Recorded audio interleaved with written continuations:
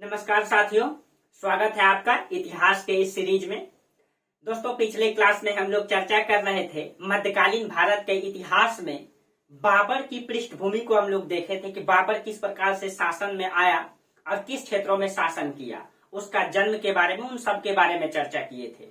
दोस्तों, आज हम लोग चर्चा करेंगे कि बाबर हिंदुस्तान की ओर अग्रसर क्यों हुआ, हिंदुस्तान में बाबर आक्रमण क्यों किया, क्या बाबर वास्तविक में योग्य था या हिंदुस्तान की अयोग्यता के कारण उसने जो है भारत को जीता, और किन परिस्थितियों के कारण जो है बाबर हिंदुस्तान में आक्रमण किया। आखिर ऐसा क्या परिस्थिति बन गया बाबर के साथ जो हिंदुस्तान की ओर उसने अग्रसर होने के लिए वो मजबूर हो गया, अपने मातृभूमि को, अपने पूर्वजों की भूमि को छोड़ने के लिए बाध्य हो गया। आखिर ऐसा क्या कारण था बाबर के साथ? या बाबर हिंदुस्तान को क्या वास्तविक में जीतना चाहता था? क्या वो वास्तविक रूप में साम्राज्य का विस्तार करना चाहता था? उसके जो रगों में ऐसे दो वंशजों का खून दौड़ता था जो कहीं कहीं पूरी दुनिया में युद्ध और कौशल के लिए जाना जाता है। उसमें से जो आपको पता है कि मंगोल और तैमूर, जो दोनों दुनिया में कहीं कहीं युद्ध और कौशल के लिए जाना जाता है, उससे उत्पन्न हुआ था बाबर, जो मुगल कहलाया। क्या उन चीजों को वास्तविक रूप में उसने साबित करने के लिए हिंदुस्तान को जीता, या हिंदुस्तान की अयोग्यता के कारण जो हिंदुस्तान को उसने जीता? तो आज इन सब के बारे में हम लोग चर्चा करेंगे, ठीक है। तो चलिए हम लोग देखेंगे, और इसमें हम लोग पानीपत की प्रथम लड़ाई के बारे में भी जानेंगे कि बाबर जो है कि हिंदुस्तान को जीतने के लिए जो पानीपत का युद्ध किया था, किस प्रकार से युद्ध हुआ था। देखिए, उसको जानने से पहले हम लोग हिंदुस्तान की पृष्ठभूमि को समझ लें कि जब बाबर आक्रमण किया, तो आप लोगों को पिछले क्लास में भी चर्चा किए थे, बाबर आक्रमण करने से पहले हिंदुस्तान में 4 बार आक्रमण किया था। हिंदुस्तान में आक्रमण करने से पहले उत्तर पश्चिम के क्षेत्रों में बाजोड़ और भेड़ा के किलों पे हम लोग चर्चा कर लिए थे पिछले क्लास में, ठीक है। तो आज हम लोग ये जानेंगे हिंदुस्तान की वास्तविक पृष्ठभूमि क्या है, ठीक है। तो पहले हिंदुस्तान की पृष्ठभूमि को समझ लें। देखिए, आपको पता है हिंदुस्तान में उस समय लोदी वंश का शासन था, और इब्राहिम लोदी का जो क्षेत्र है ये आपका दिल्ली है, ठीक है। दिल्ली सल्तनत का शासक था इब्राहिम लोदी। दिल्ली में कौन है? तो इब्राहिम लोदी है, ठीक है। दिल्ली में इब्राहिम लोदी। अब देखिए, और इब्राहिम लोदी के समय कितना सा क्षेत्र बच गया था? पूरे हिंदुस्तान तो था नहीं, बस कुछ ये इस प्रकार का क्षेत्र लगभग इसके क्षेत्रों में था, ठीक है।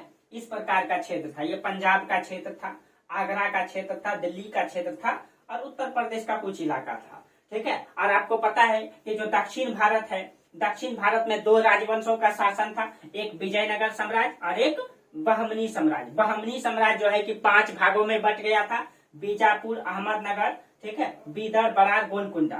और याद है, क्वेश्चन पूछा जाता है कि जिस समय बाबर का आक्रमण हुआ था उस समय विजयनगर का शासक कौन था? ध्यान में रखिएगा, उस समय विजयनगर का शासक एक योग्य शासक कृष्णदेव राय था।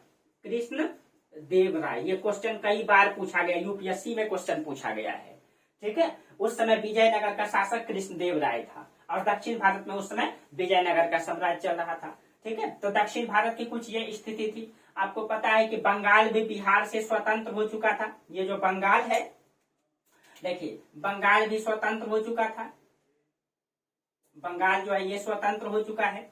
और बिहार, ये जो आपका बिहार का क्षेत्र है, बिहार में लोहानी वंश सत्ता में आ रहा था, लोहानी वंश, ठीक है। लोहानी वंश सत्ता में आ रहा था, ये बिहार भी स्वतंत्र है। देखिए, ये गुजरात भी स्वतंत्र हो चुका था, गुजरात ये भी स्वतंत्र हो चुका था।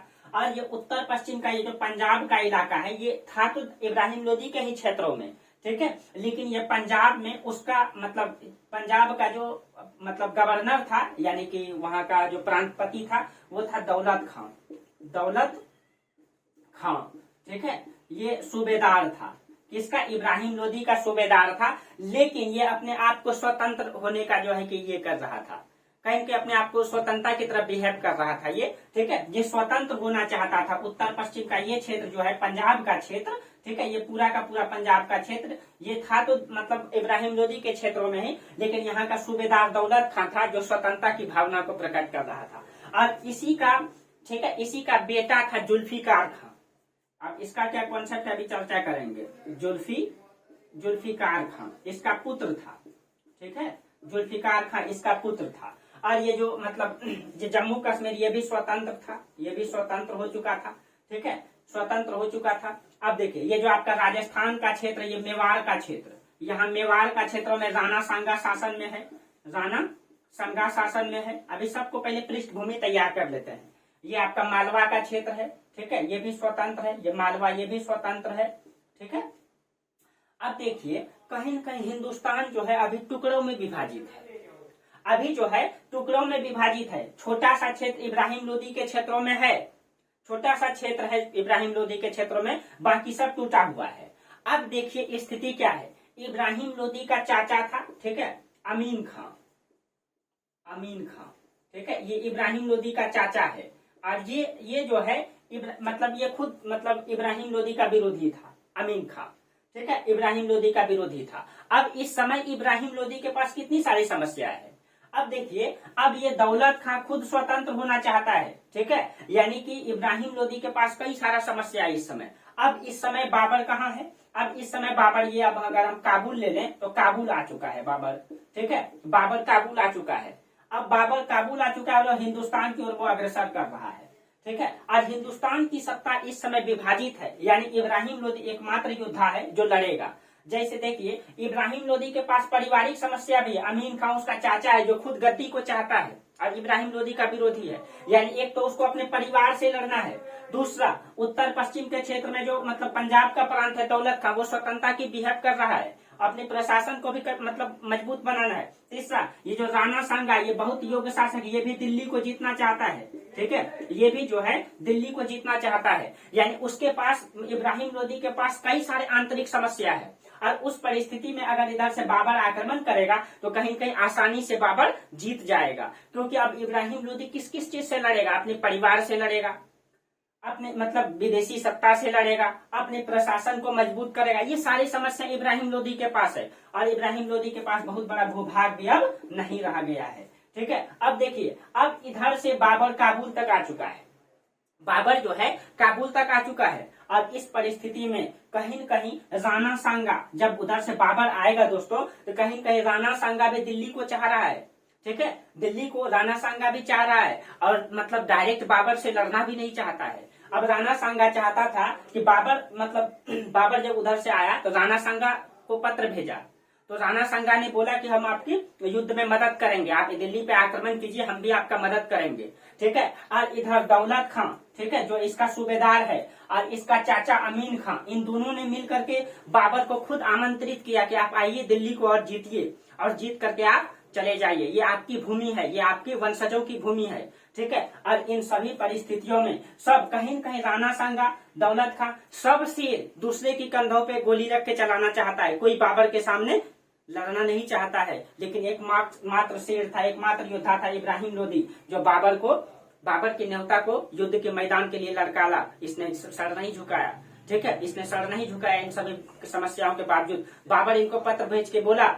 कि ये हमारी वंशजों की भूमि है, ये तैमूरों की भूमि है, आप हमें इस भूमि को वापस कर दीजिए। तो इब्राहिम लोदी बोला आपसे हम जो है युद्ध के मैदान में देख लेंगे, ठीक है, लेकिन सर नहीं झुकाया, ठीक है। और सभी के सब एकमात्र योद्धा था जो बाबर से डायरेक्ट लड़ना चाहता था, बाकी सब के सब इन चीजों का फायदा उठाना चाहता था कि बाबर हारेगा, बाबर जीतेगा इस युद्ध में, इब्राहिम लोदी हारेगा, ठीक है। और राणा सांगा सोच रहा था कि जैसे इब्राहिम लोदी हारेगा, ठीक है, दिल्ली और आगरा पे हम कब्जा कर लेंगे, बाबर जीत के चला जाएगा। लेकिन राणा सांगा को ये पता नहीं था कि बाबर हिंदुस्तान में सत्ता की नींव डालने आ रहा है, न कि लूटने के लिए, ठीक है। अब देखिए अब बाबर हिंदुस्तान में जब काबुल की ओर आया तो क्या बाबर के पास क्या समस्याएं थी जो काबुल आया वो, और आपको पिछले क्लास में हम चर्चा किए थे, ठीक है, पिछले क्लास में चर्चा किए थे कि मतलब बाबर हिंदुस्तान की ओर आया इसका क्या कारण था, ठीक है, क्या कारण था। एक तो ये कहा जाता है दोस्तों ये जो दौलत खां है और इसका चाचा अमीन खां, ठीक है, अमीन खां इसका चाचा है, ठीक है, अमीन खां इसका चाचा और दौलत खां इन दोनों ने मिल करके, ठीक है, इन दोनों ने मिल करके बाबर का सहयोग लेना चाहा और बाबर के पास पत्र भिजवाया कि आपके तैमूरों ने, याद है 1498 में तैमूर ने आक्रमण किया था और जो बाबर का खून है, ठीक है, तो तैमूरों ने जीता था दिल्ली को, तो इन दोनों ने पत्र भिजवा करके बोला, ठीक है, कि आप आइए दिल्ली को लूटिए। दूसरा राणा सांगा भी राणा सांगा के पास भी बाबर ने पत्र भेजा, ठीक है, और राणा सांगा भी बोला कि हम आपको युद्ध के मैदान में सहयोग करेंगे। हालांकि ये नहीं जाएगा, ठीक है, क्योंकि बाद में इसको पता चल गया था कि बाबर जो है लूटने के उद्देश्य से नहीं, हिंदुस्तान में सत्ता साबित करने के लिए आया है, ठीक है। तो अब देखिए अब अब जब अमीन खान ने और दौलत खान ने मिल करके मतलब पत्र भेजा, पत्र चिट्ठी लेकर के इसको जुल्फिकार खां को भेजा था। दौलत खां का पुत्र था जुल्फिकार खां, यही गया था काबुल बाबर के पास। ठीक है, अब देखिए, अब बाबर जब हिंदुस्तान की ओर, बाबर क्या वास्तविक में बाबर के पास क्या मजबूरी थी जो वो बाबर हिंदुस्तान की ओर आया। ठीक है, अब कई सारे कहानियां गढ़ा जाता है। एक तो ये बताया जाता है कि 101 काबुल में उसको एक 113 साल की महिला मिली थी और उसने एक कहानी सुनाई थी। काबुल में जो है बाबर को 113 वर्ष की महिला मिली थी। ठीक है, बूढ़ी औरत मिली थी। ठीक है, जिसने बाबर को एक कहानी सुनाई थी तैमूर के बारे में।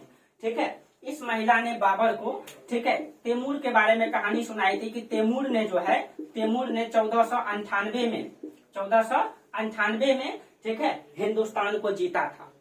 यानी कि यहाँ पे जब उनको कहानी सुनाया गया बाबर को कि 1498 में मतलब बाबर ने जीता था, सॉरी तैमूरों ने जीता था हिंदुस्तान को, तो इससे बाबर बहुत उत्साहित होता है मतलब हिंदुस्तान को जीतने के लिए, क्योंकि बाबर को लगता है कि वो हमारा वंशज की भूमि है, कहीं कहीं एक समय उसको जीता था हमारे वंशजों ने, इससे और उत्साहित हो जाता है।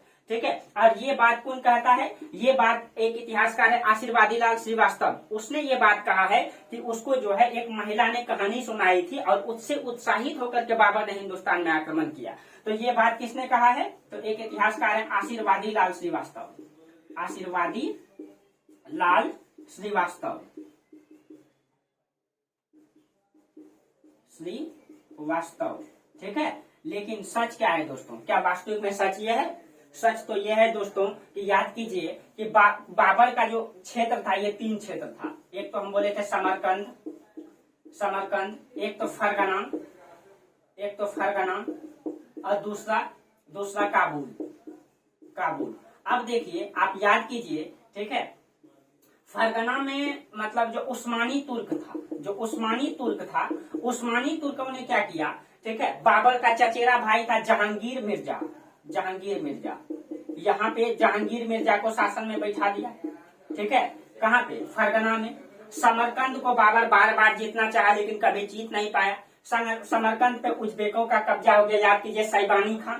ठीक है, उज्बेकों का कब्जा हो गया, उज्बेकों का। काबुल में खुद उसका चाचा मोहम्मद खां है जो खुद बाबर का विरोधी है। ठीक है, अब देखिए ये सारा का सारा क्षेत्र बाबर से छीन गया है। ठीक है, और बाबर खुद लिखा है, अपने बाबरनामा में खुद लिखा है। ठीक है, अब ये सारा क्षेत्र जब छीन गया तो बाबर के पास अब क्या ऑप्शन है, हिंदुस्तान की ओर अग्रसर होगा, जिसके कारण से हिंदुस्तान के उत्तर पश्चिम क्षेत्रों में उसने 4 लगातार आक्रमण किया। और बाबर ने अपने आत्मकथा में खुद लिखा है कि मैंने 2 रमजान कभी भी एक जगह पे नहीं मनाया। यानी कि वो दर दर भटकता रहा, जिस प्रकार से मतलब हिंदुस्तान में आपको पता है महाराणा प्रताप दर दर जंगल में भटकता रहा, उसी प्रकार से बाबर अपने अस्थायित्व को प्राप्त करने के लिए दर दर उत्तर पश्चिम के क्षेत्र में भटकता रहा, उसको अस्थायित्व प्रदान नहीं हो पा रहा था। उसने अपनी आत्मकथा में खुद लिखा है कि मैंने 2 रमजान एक स्थान पर नहीं मनाया। इससे क्या स्पष्ट होता है? दूसरा, उन्होंने ये खुद लिखा है कि उत्तर पश्चिम का क्षेत्र, आप सोचिए इसका मतलब उत्तर पश्चिम का क्षेत्र उस समय आंतरिक विद्रोह से, आंतरिक समस्याओं से भरा हुआ है। उसने उत्तर पश्चिम के क्षेत्रों को गरीब का क्षेत्र बताता है, गरीबों की भूमि बताता है। और वो अपने आत्मकथा में खुद कहता है कि हिंदुस्तान जो है सोने की चिड़िया है, और जिसके कारण से वो खुद हिंदुस्तान की ओर आना चाहता है। तो हम ये नहीं कर सकते कि हिंदुस्तान को सिर्फ और सिर्फ लूटने के उद्देश्य से बाबर आया था, लेकिन एक कारण ये भी था कि बाबर जो है हिंदुस्तान को, एक कारण ये भी एक लूटने के उद्देश्य से भी आया था। दूसरा कारण ये था कि उसको उत्तर पश्चिम के क्षेत्र में कहीं अस्थायी प्रदान नहीं हो पा रहा था, उसका सारा का सारा क्षेत्र उसके हाथों से छीना जा चुका था। और हिंदुस्तान में उस समय समस्या ऐसी है कि कई भागों में हिंदुस्तान राजनीतिक विखंडों में विभाजित है, और ऐसी परिस्थिति में हम खुद विदेशी आक्रमण को आमंत्रित कर रहे हैं, क्योंकि यह हिंदुस्तान कई टुकड़ों में विभाजित है। अगर इस परिस्थिति में कोई भी हिंदुस्तान में आक्रमण करेगा आसानी से जीत जाएगा। ये आपस में लड़ रहे थे, कहीं कहीं बाबर को इस चीज का भनक भी लग चुका था। ठीक है, और उस परिस्थिति में हिंदुस्तान से खुद बाबर को आमंत्रित किया गया। ठीक है, आमंत्रित किया गया लड़ने के लिए, जिसके कारण से बाबर ने हिंदुस्तान में आक्रमण किया, और हिंदुस्तान में एक महान युद्ध हुआ, जिसको हम लोग कौन सा युद्ध कहते हैं, पानीपत का प्रथम युद्ध। पानीपत की प्रथम युद्ध जो है दोस्तों, कहा जाता है कि इब्राहिम लोदी पानीपत का युद्ध के लिए, ठीक है, अब जब कहा जाता है कि युद्ध जब होगा तो युद्ध के लिए नौता दौलत खां और अमीन खां ने बाबर को भेजा। और बाबर जो है पत्र लिख करके इब्राहिम लोदी को बोला कि आप हमें दिल्ली सौंप दीजिए, दिल्ली हमारी वंशजों का है, ठीक है। लेकिन इब्राहिम लोदी सर नहीं झुकाया दोस्तों, एकमात्र योद्धा था जो बोला कि आपसे हम युद्ध के मैदान में देख लेंगे, ठीक है। और उसी में राणा सांगा के बारे में कहा जाता है कि राणा सांगा के पास भी बाबर ने पत्र भेजा, तो राणा सांगा बोला कि आप उधर से सेना लेकर के आइए दिल्ली, मैं आपको युद्ध के मैदान में ही सेना लेकर के आऊंगा।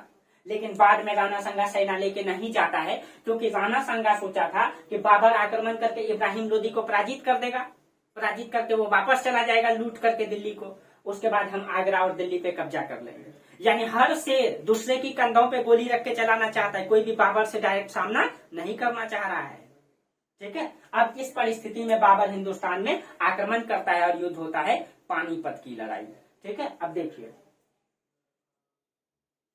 चलिए तो अब हम लोग देखते हैं पानीपत के युद्ध के बारे में। यहाँ गर्मी बहुत ज्यादा है दोस्तों, एक सेकेंड।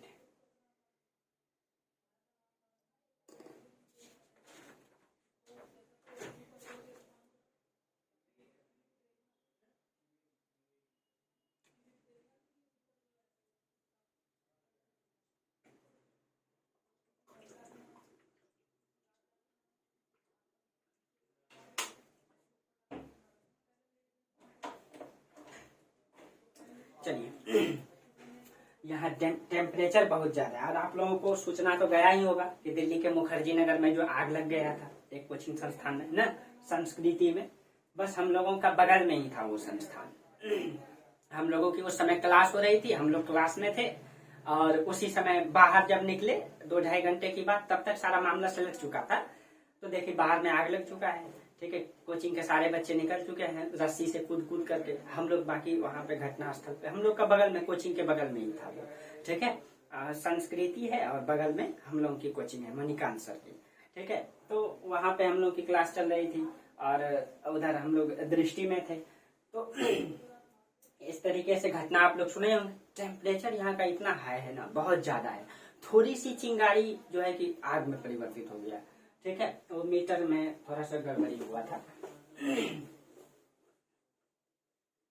चलिए अब देखिए, अब देखते हैं पानीपत का प्रथम युद्ध। अब इसको मिटा देना ही ठीक रहेगा।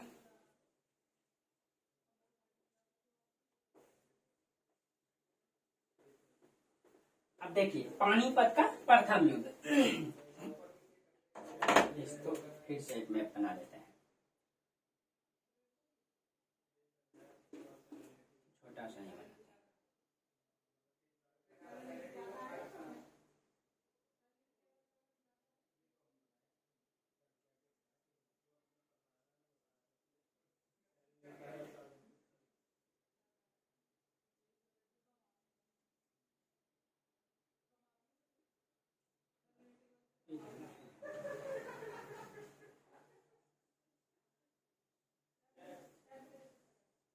देखिए ये भारत है।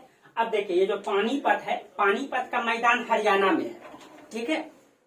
यहाँ पे पड़ता है आपका हरियाणा, ठीक है, ये आपका हरियाणा है, ठीक है। और यहाँ पे पड़ता है आपका जस्ट दिल्ली, ठीक है। 3 तरफ से दिल्ली जो हरियाणा से घिरा हुआ है, ठीक है। ये पानीपत का यहाँ पे मैदान पड़ता है।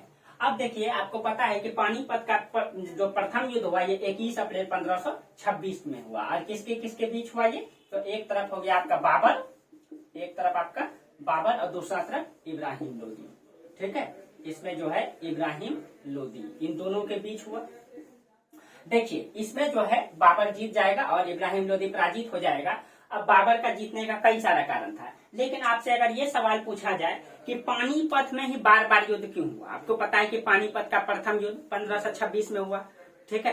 पानीपत का द्वितीय युद्ध 1556 में हुआ है, अकबर और हेमू के बीच। पानीपत का तृतीय लड़ाई, ठीक है, 1761 में हुआ, अहमद शाह अब्दाली और मराठों के बीच। तो बार बार पानीपत के मैदान में युद्ध क्यों हुआ, ठीक है, इसका क्या कारण था? तो देखिए आप लोगों को थोड़ा सा एक कारण भी बता देते हैं। देखिए आपको पता है कि जो उत्तर पश्चिम का क्षेत्र है हरियाणा के, जो पानीपत में ही बार बार युद्ध होने का कारण क्या है? देखिए जो ये उत्तर पश्चिम का क्षेत्र है हरियाणा, अब आपको पता है कि जितने भी हिंदुस्तान में आक्रमण हुआ, ये पाकिस्तान है, ये उत्तर पश्चिम के क्षेत्र से हुआ, ये खैबर दर्रा से और इन सारे दर्जों से जो है हमेशा आक्रमण होता रहा। आप प्राचीन काल के इतिहास से जितने भी, चाहे मोहम्मद बिन कासिम ने आक्रमण किया, मोहम्मद गौरी ने, मोहम्मद गजनबी ने, जितने भी आक्रमण हुए ये उत्तर पश्चिम के खैबर दर्रा से हुआ है न, क्योंकि एकमात्र रास्ता हिंदुस्तान में प्रवेश करने का, क्योंकि ये पूरा का पूरा दक्षिण जो है ये समुद्रों से घिरा हुआ है और समुद्र के तरफ से आक्रमण करने का मतलब ये होगा कि आपके पास बड़ी नौसेना होनी चाहिए युद्ध लड़ने के लिए, ठीक है, जो हो नहीं सकता था उस समय। अब देखिए, और इधर से पूरा का पूरा हिमालय पर्वत से घिरा हुआ है हिंदुस्तान, ये पूरा का पूरा हिमालय से है, इधर से आक्रमण हो नहीं सकता है। इधर से जो है दर्रा है, एकमात्र रास्ता है हिंदुस्तान में प्रवेश करने का, ठीक है। अब देखिए, जब हिंदुस्तान में प्रवेश करता था तो यहाँ पे दिल्ली है और यहाँ पे हरियाणा है, ठीक है। और हमेशा युद्ध की नीति ये होती है, चाणक्य भी अपने मतलब नीति में कहता है कि युद्ध हमेशा अपने राज्य के सीमावर्ती क्षेत्रों में लड़नी चाहिए, क्योंकि अगर हम राजधानी में युद्ध करेंगे, ठीक है, तो पूरा राजधानी नष्ट हो जाएगा। इसीलिए युद्ध हमेशा कहाँ, सीमावर्ती क्षेत्रों में करना चाहिए। अगर हम पराजित भी हो जाएंगे तो हमसे सीमावर्ती क्षेत्र मतलब छीना जाएगा, ठीक है। अब देखिए, अब इधर से जब बाबर, अब ये आक्रमण, बाबर इधर से आक्रमण करेगा, ठीक है, इधर से आएगा। अब ये दिल्ली से इधर जाएगा तो बीच में ही पड़ता है पानीपत का मैदान, जो युद्ध के लिए एक बेहतर क्षेत्र था, बड़ा सा मैदान है, ठीक है, ये आज भी है। तो हरियाणा में ये पड़ता है पानीपत का मैदान, ये इधर से दिल्ली से इधर से सेना जाएगा, इधर से बाबर का आक्रमण, और दोनों के सेना बीच में लड़ेगा, ठीक है। जिसके कारण से हमेशा, अगर अब आप कहेंगे कि अब उसकी सेना को हम यहाँ ही क्यों नहीं रोक देंगे, अब आप इतिहास उल्टा करके देखिए। अब अगर ये जो यहाँ पे दिल्ली पे जिसका शासन है उसका कब्जा इस क्षेत्र में रहेगा तब तो, आप इतिहास उल्टा करके देखिए, जितने भी शासक का कब्जा दिल्ली के साथ साथ इस प्रांतों में रहा है, ठीक है, उस समय कभी भी विदेशी आक्रमण नहीं हुआ है। आप बलबन को देख लीजिए, बलबन ने तो इस क्षेत्रों में 4 किले ही बनवा दिए थे, 4 किले का दीवार बना दिया था उसने उत्तर पश्चिम क्षेत्र को कंट्रोल करने के लिए, मंगोल का आक्रमण से बचने के लिए, ठीक है। अलाउद्दीन खिलजी ने 4 लाख सेना इस क्षेत्रों में मतलब स्थापित कर दिया था, और कभी भी उसके बाद दोहरा करके अलाउद्दीन के समय आक्रमण नहीं हुआ, एक ही बार हुआ था, ठीक है। तो कहीं कहीं अब ये छोटा सा प्रांत था, अब ये इब्राहिम लोदी के कब्जे से बाहर था, क्योंकि यहाँ का गवर्नर खुद उसके विरोधी थे। अब इस क्षेत्रों में कब्जा था नहीं, तो इधर से जब आक्रमण करता ये छोटा सा प्रांत को आसानी से जीत लेता था। अब जब इस क्षेत्रों को जब जीत लिया, अब आसानी से वो हिंदुस्तान में क्रॉस कर जाता था, ठीक है। जिसके कारण से युद्ध जो है पानीपत के मैदान में हुआ, 3 युद्ध हुआ, ठीक है। जिसके कारण से अब इधर से ये सैनिक लेके जाएगा, इधर से ये सैनिक लेके जाएगा। अब देखिए, अब जो पानीपत का प्रथम युद्ध हुआ, इसमें इब्राहिम लोदी और बाबर के बीच जो ये युद्ध हुआ, ठीक है, इसमें इब्राहिम लोदी युद्ध क्यों हार गया, ठीक है, इसमें जो है इब्राहिम लोदी युद्ध क्यों हार गया। देखिए, इब्राहिम लोदी, जबकि आपको पता है कि इब्राहिम लोदी के पास 1 लाख सेना थी, ठीक है, इस युद्ध में इब्राहिम लोदी के पास 1 लाख सेना थी, 1 लाख सेना, और बाबर के पास बहुत ज्यादा सेना नहीं था, ठीक है, 1 लाख सेना है इनके पास। लेकिन बाबर के पास क्या है, बाबर के पास बहुत कम सेना था, ठीक है, छोटी सी टुकड़ी लेकर के युद्ध लड़ा था। लेकिन बाबर के पास 2 चीजें था, ठीक है, इनके पास 1 लाख सेना थी, तो इनके पास, बाबर के पास 2 चीजें था। एक तो इनके पास तोप खाना जो हिंदुस्तान में अभी तक कभी भी यूज नहीं हुआ है, प्लस में गोला बारूद, ठीक है, गोला बारूद इनके पास है। अब देखिए, गोला बारूद, तोप खाना, ठीक है, उसके बाद इसके पास जो वो बंदूक है, बंदूक, प्लस में दूसरा चीज इसके पास क्या है, दूसरा चीज इसके पास तुगलमा नीति, तुगलमा नीति, ये युद्ध की नीति है। प्लस में, ठीक है, उस्मानी या रोमानी विधि, उस्मानी युद्ध का उस्मानी या रूमी विधि, ठीक है, रूमी विधि, ये तोप को सजाने की विधि है, ठीक है। इस विधि के कारण जो है बाबर युद्ध को आसानी से जीत जाएगा। एक तो उसके पास तोप खाना, बंदूक, गोला बारूद है, उसके बाद तुगलमा नीति है, उसके बाद रूमी विधि है उसके पास, या उस्मानी विधि उसको कहा जाता है, तोप की सजाने की ये विधि है। और इब्राहिम लोदी के पास एक बड़ी सेना है, 1 लाख की सेना है, ठीक है। अब कहिएगा युद्ध क्या, ये तुगलमा नीति क्या है, युद्ध का रणनीति क्या था, इन सब के बारे में देखिए। अब मान लीजिए ये तुगलमा नीति क्या है, इसको पहले समझते हैं, ठीक है। अब देखिए, मान लीजिए ये युद्ध का मैदान है, ठीक है, ये युद्ध का मैदान है, और जो मतलब हरियाणा का मैदान है वो ढलान है, मतलब ढलान क्षेत्र से बना हुआ है, ठीक है। अब देखिए, अब मान लीजिए कि इधर से बाबर का आक्रमण होगा, इधर से बाबर की सेना आएगी, ठीक है, बाबर, और इधर से इब्राहिम लोदी की सेना, इधर से लोदी की सेना जाएगी। युद्ध तो यहाँ बीच में लड़ा जाएगा, इधर से भी आक्रमण होगा और इधर से भी आक्रमण होगा, ठीक है। लेकिन यहाँ क्या था, बाबर इस मैदान में पहले पहुंच गया था, ठीक है। तो बाबर जो है इस मैदान में पहले पहुंच गया था और उसने क्या किया, ये दोनों तरफ खाई था, रात में ही उसने ये तय कर लिया था, ये खाई था, ये दोनों खाई क्षेत्र, ये ढलान क्षेत्र है, ठीक है। ये ढलान, ये खाई है दोनों तरफ। उसने, बाबर ने क्या किया, ठीक है, तुगलमा नीति समझ लीजिए। बाबर ने क्या किया, इस खाई में अपनी रिजर्व सेना को रख दिया, ठीक है। रिजर्व सेना दोनों तरफ, इधर भी रिजर्व सेना, इधर भी रिजर्व सेना को रख दिया उसने, ठीक है। दोनों तरफ रिजर्व सेना रख दिया और उसने उस रिजर्व सेना को रख दिया। अब देखिए, जब इधर से सेना आक्रमण करेगा तो इधर से भी सेना आक्रमण करेगा, इधर से भी सेना आक्रमण करेगा। प्लस में ये हो गया उसका तुगलमा नीति। और इस खाई को उसने क्या किया, जंगल से और पेड़ पौधे से ढक दिया, जंगल और पेड़ पौधे से ढक दिया ये दोनों तरफ कुछ सेना को रिजर्व कर दिया। दूसरा ये हो गया आपका तोप मतलब तुगलमा नीति, ठीक है। अब देखिए उसका जो ये तुगलमा नीति है। अब उस्मानी या रूमी विधि तोप सजाने की विधि है। उसने क्या किया, सामने में, ठीक है, ये पूरा का पूरा सामने में उसने तोप को सजा दिया पूरा, ठीक है। वो पूरा सामने में तोप को सजा दिया, ठीक है। अभी सब चर्चा करेंगे। अब जब सामने में तोप सजा दिया, अब इधर से लोदी के पास जो है हाथी सेना था, इसके पास हाथी सेना, पैदल सेना, ठीक है, और अश्व सेना था। अब देखिए, अब इसने जो है सामने में तोप सजा दिया, रिजर्व सेना इस साइड रख दिया। बाबर पहले आ चुका था, रात में सारा प्लानिंग कर लिया था, ठीक है। अब पहले आ चुका था मैदान में। अब ये तोप को सजा दिया, बाकी पीछे में इसने सेना को रखा, पीछे में सेना को रखा। अब इधर से आक्रमण करेगा, सामने तोप सजा हुआ है, ठीक है, आक्रमण हो नहीं पा रहा था। दूसरा, अब इसने क्या किया, बाबर ने इसकी सेना पर पहले, बाबर ने रात में ही क्या किया, ठीक है, यानी कि युद्ध होना था 21 अप्रैल को, उसने 20 अप्रैल के रात में ही जो है वो अपने इधर से गोला बारूद मतलब छोड़ना स्टार्ट किया। आज हिंदुस्तान में पहली बार गोला बारूद का आवाज, आज तक इब्राहिम लोदी गोला बारूद देखा ही नहीं था, हिंदुस्तान में यूज ही नहीं हुआ था। हिंदुस्तान में पहली बार गोला बारूद की आवाज जब हाथी जब सुना, ठीक है, इधर से गोला बारूद जब इसके खेमे में गिरना मतलब स्टार्ट हुआ, इसकी सेना के खेमे में, तो हाथी बिधक गया। हाथी कभी भी गोला बारूद का आवाज सुना नहीं था और खुद इब्राहिम लोदी की सेना को ही कुचल दिया, ठीक है। एक तो ये हो गया। दूसरा, बाबर पहले आक्रमण करके हाथी को बिता दिया। दूसरा क्या हुआ, जब युद्ध स्टार्ट हुआ तो उसने तोप छोड़ना स्टार्ट किया, ठीक है। अब जब तोप छोड़ना स्टार्ट किया तो इसकी सेना जो है कि घायल होना स्टार्ट हो गया। अब जब दोनों के बीच में जब युद्ध में जो है पूरी तरीके से युद्ध स्टार्ट हुआ, ठीक है, बहुत समय तक युद्ध जब चला, उसके बाद सेना जब थक गया, पूरी तरीके से सेना थक गया, दोनों सेना। अब इधर से बाबर रिजर्व सेना रखा था दोनों तरफ, ठीक है, ये रिजर्व सेना को पीछे से भिड़ा दिया, रिजर्व। अब ये एकदम नया ताजा से युक्त सेना है, एकदम ताजा है। अब ये सब सैनिक लड़ते लड़ते थक चुका है, ठीक है। अब इधर से एक नया जोशीला सेना को पीछे से वार करवा दिया, ठीक है। अब पहले से लोदी की सेना जो है पूरा का पूरा जो है मतलब युद्ध के मैदान में एक तरीके से थक चुका था और इसने एकदम तरोताजा सेना को पीछे से एकदम युद्ध के मैदान में भेजा।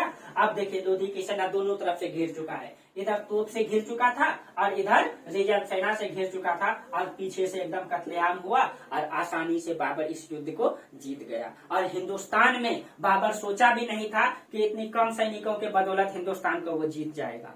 और पानीपत की प्रथम लड़ाई से ये साबित हो गया कि अब हिंदुस्तान में तुगलकों की नहीं, लोदियों की नहीं, बल्कि अब मुगलों की सत्ता होगी, ठीक है, मुगलों की सत्ता होगी। हाँ, इसमें क्वेश्चन में कुछ पूछा जाता है तो ये जो मतलब ये जो नीति है उसका, ये सेना को सजाने का, ये उसका तुगलमा नीति है। ये क्वेश्चन पूछा जाता है, तुगलमा नीति है, ठीक है। और जो तोप को सजाने की विधि है ये रूमी या उस्मानी विधि है। देखिए ये जो तो मतलब तुगलमा नीति उसने उज्बेकों से सीखा था। याद कीजिए जब उज्बेकों ने उसके राज्य पे कब्जा किया था तो बाबर हार गया था। हारने का कारण यही था, हारने का कारण था कि उस युद्ध में उज्बेकों ने तुगलमा नीति की मतलब लागू किया था, जिसके कारण से बाबर हार गया। लेकिन कहते हैं ना कि जब आपके जीवन में समस्याएं आए, ठीक है, जब जब आपको लगे कि बहुत समस्या है, कहीं कहीं वो समस्या आपको एक नया प्रावधान देके जाने वाली है। बाबर उस युद्ध में हारा जरूर था दोस्तों, लेकिन उसने सीखा था उस युद्ध से और वही नीति उसने हिंदुस्तान में लागू किया। और जो तोप की सजाने की विधि है उसने उस्मानी तुर्कों से सीखा था। तोप जो सजाने की रूमी या उस्मानी विधि है उसने उस्मानी तुर्कों से सीखा था और उसको हिंदुस्तान में उसने लागू किया, ठीक है। उस चीज को उसने हिंदुस्तान में लागू किया और कहीं कहीं आसानी से बाबर हारा हुआ जीत मतलब युद्ध को एक छोटी सी सेना के साथ जो है जीत गया। ठीक है, अब देखिए जब वो जीता तो देखिए एक दो क्वेश्चन पूछता है, जैसे उसका तोपची जो तोप को मतलब चलाता था, उसका दो तोपची था जो बहुत ही योग्य था। उसका तोप एक तो अली कुली खां था, दूसरा मुस्तफा खां। तो उसका जो तोपची था, उसका तोपची जो उसका तोप का उपयोग करता था, एक तो था अली कुली खां और दूसरा बाद में था मुस्तफा खां। ये बाद में बना था, उस समय अली कुली खां था, उसका ये तोपची था। ठीक है, उसका ये तोपची था।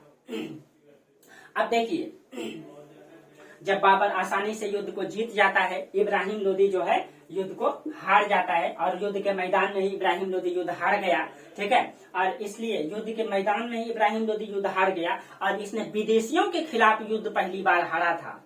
विदेशियों की कहीं कहीं बाबर विदेशी था, विदेशियों के खिलाफ युद्ध के मैदान में ही इब्राहिम लोदी लड़ते लड़ते मारा गया। इसीलिए इब्राहिम लोदी को पहला शहीद माना जाता है, इसको जो है प्रथम शहीद माना जाता है, क्योंकि इसने युद्ध के मैदान में ये लड़ते लड़ते विदेशियों के खिलाफ मारा गया, इसीलिए इसको प्रथम शहीद माना जाता है। और उस पानीपत के मैदान में ही बाबर ने जो है इसका मकबरा वहीं पे बनवा दिया, ईंट से जो है इसका मकबरा जो है वही पानीपत के मैदान में ही बना दिया। बाबर ने बनवाया इसकी मकबरा को, इब्राहिम लोदी का मकबरा को। ठीक है, अब देखिए अब कई सारे इतिहासकार कहते हैं कि बाबर जो इस युद्ध को जीता, ठीक है, जैसे आशीर्वादी लाल श्रीवास्तव कहते हैं कि बाबर ने इस युद्ध को क्यों जीता, तो आशीर्वादी लाल श्रीवास्तव कहते हैं कि गोला और बारूद का इसने उपयोग किया था, इसीलिए इस युद्ध को जीता। ठीक है, अगर आपसे क्वेश्चन पूछ लिया जाए तो आप इस तरीके से आंसर दे सकते हैं। आशीर्वादी लाल, आपसे अगर इतिहासकार का नाम पूछ दे, इतिहासकार आशीर्वादी लाल श्रीवास्तव क्या कहते हैं बाबर के युद्ध का विजय का, क्या कारण बताते हैं, तो आप बोलेंगे इसने क्या कहा है, उसने जो गोला और बारूद का इस्तेमाल किया, ठीक है, यानी तोपखाने का इस्तेमाल किया, इसीलिए जीता। जबकि बाबर ने अपनी आत्मकथा बाबरनामा में कहा है कि नहीं, मैंने अपना युद्ध अपने धनुर्धारियों के कारण जीता, अपने वीर योद्धाओं के कारण से मैंने युद्ध को जीता। तो बाबर कहता है कि अपने धनुर्धारी के कारण से हिंदुस्तान को जीता, जबकि आशीर्वादी लाल श्रीवास्तव कहते हैं कि नहीं, तोप और गोला बारूद का इस्तेमाल करने के कारण उसने हिंदुस्तान को जीता। ठीक है, आत्मकथा में। अब देखिए बाबर जब हिंदुस्तान को जीता, ठीक है, अब हिंदुस्तान में लोदी वंश की सत्ता समाप्त हो जाएगी और राणा सांगा युद्ध के मैदान में नहीं जाता है। राणा सांगा वादा किया था कि बाबर आप आइए हिंदुस्तान में आक्रमण कीजिए सेना के साथ, जब आक्रमण करेंगे तो हम भी अपनी सेना लेके युद्ध के मैदान में पहुंचेंगे। लेकिन राणा सांगा को क्योंकि राणा सांगा सोचा था बाबर दिल्ली को लूट करके चला जाएगा, लेकिन राणा सांगा को बाद में ये पता चल जाता है कि बाबर दिल्ली को लूटने के लिए नहीं, बाबर जो है दिल्ली में सत्ता मतलब स्थापित करने आ रहा है, इसलिए राणा सांगा जो है सहयोग करने नहीं जाता है। ठीक है, और राणा सांगा एक योग्य शासक था दोस्तों, ठीक है, बहुत ही योग्य।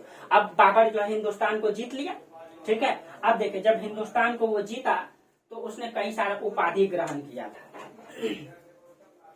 इसको ध्यान में रखिएगा आप लोग।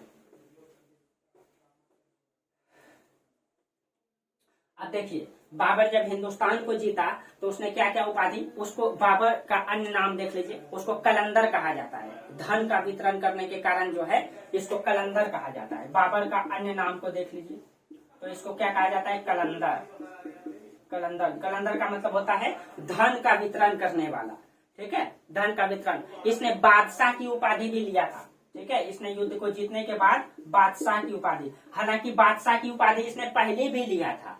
1506-7 में ही इसने जो है 1506-7 में ही इसने मतलब की बादशाह की उपाधि लिया था। ठीक है, और बाद में भी इसने हिंदुस्तान को जीता तो ही इसने बादशाह की उपाधि लिया। पहले भी लिया था हिंदुस्तान जीतने के पहले, और बाद में भी इसने जो है मतलब बादशाह की उपाधि लिया। और इसको बाबर को जो है बाबर का जो मूल नाम है, बाबर का मूल नाम है हजरत फिरदौस मकानी। ठीक है, हजरत फिरदौस मकानी, ये बाबर का मूल नाम है, मूल नाम। ठीक है, मूल नाम है बाबर का। हाँ, बाबर को जो है, बाबर को जीवनी लेखकों का राजकुमार भी कहा जाता है। ठीक है, बाबर को जीवनी लेखकों का राजकुमार भी कहा जाता है, जीवनी लेखकों का राजकुमार भी कहा जाता है, ठीक है। और इसको आजीविका ढूंढने वाला सैनिक भी कहा जाता है, आपको पता है, ठीक है। आजीविका ढूंढने वाला सैनिक, आजीविका, ठीक है, ढूंढने वाला सैनिक कहा जाता है। आपको पता है कि जब बाबर को अपने क्षेत्रों से खदेड़ा गया था तो कहीं कहीं वो जंगलों में भटक रहा था, उसको स्थायित्व प्रदान नहीं हो पा रहा था, अपनी आजीविका के लिए वो तरस रहा था, इसलिए उसको आजीविका ढूंढने वाला सैनिक भी कहा जाता है, ठीक है। ये चीजें ध्यान में रखिएगा, ठीक। अब देखिए, अब हिंदुस्तान को जब वो जीता, ठीक है, तो जीतने के बाद वो सबसे पहले जो निजामुद्दीन औलिया का दरगाह पे जाता है, ठीक है, और अपना माथा टेकता है, ठीक है। एक सेकंड दोस्तों,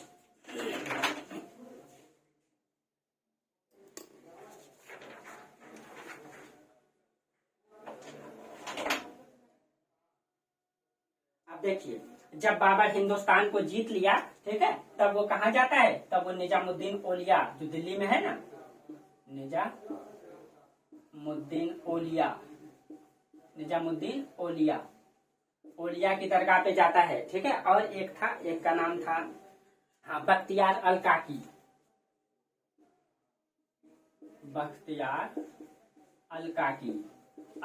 काकी, इन दोनों की बंदरगाह पे जाता है, ये दरगाह पे जाता है और अपना माथा टेकता है, ठीक है, अपनी माथा टेका, क्योंकि इसमें उसको बहुत भरोसा था, ठीक है। और हाँ, एक चीजें बताना भूल गए कि जो बाबर का जो गुरु था, बाबर का गुरु का नाम था अवैदुल्ला अहरार, बाबर का गुरु का नाम था अवैदुल्ला अहरार,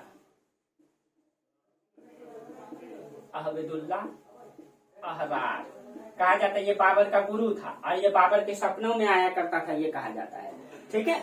अब ये बाबर जब हिंदुस्तान को जीत लिया, दिल्ली को जब ये जीत लिया, ठीक है, तो वो इसके दरगाह पे जाता है और माथा टेकता है। हाँ, एक चीज ये भी क्वेश्चन पूछा जाता है, जब हिंदुस्तान को बाबर ने जीता था तो बाबर ने यहाँ पे एक ये शाहरुख सिक्के बंटवाया था सब में, जनता में उसने कौन सा सिक्के, ये क्वेश्चन पूछा गया है, ठीक है। शाहरुख सिक्के उसने बंटवाया था जनता में, सभी में उसने अपने सैनिकों में जो है शाहरुख सिक्के बंटवाया था, बाबर जब हिंदुस्तान को जीता था। अब देखिए, अब बाबर ने हिंदुस्तान को दिल्ली को तो जीत लिया, लेकिन अब दिल्ली को इधर एक और शेर बचा हुआ है, राणा सांगा। अब जो है, जब तक राणा सांगा को बाबर पराजित नहीं करेगा तब तक वो वास्तविक रूप में हिंदुस्तान को नहीं जीतेगा। जिस प्रकार से अंग्रेजों ने हिंदुस्तान को पलासी के युद्ध से नहीं बल्कि बक्सर के युद्ध से जीता, उसी प्रकार से बाबर ने जो है हिंदुस्तान को पानीपत के युद्ध से नहीं बल्कि खानवा के युद्ध से जीता। बाबर इसके बाद राणा सांगा के साथ जो युद्ध करेगा वो खानवा का युद्ध होगा, और खानवा के युद्ध में बाबर मतलब इस प्रकार से हो चुका था, वो पराजित जब होने वाला था तो उसने जो है इस युद्ध में मतलब एक घोषणा किया था, उसको ध्यान से उतर रहे हैं दोस्तों, उसको क्या कहा जाता है, जो धर्म के खिलाफ जो दिया जाता है,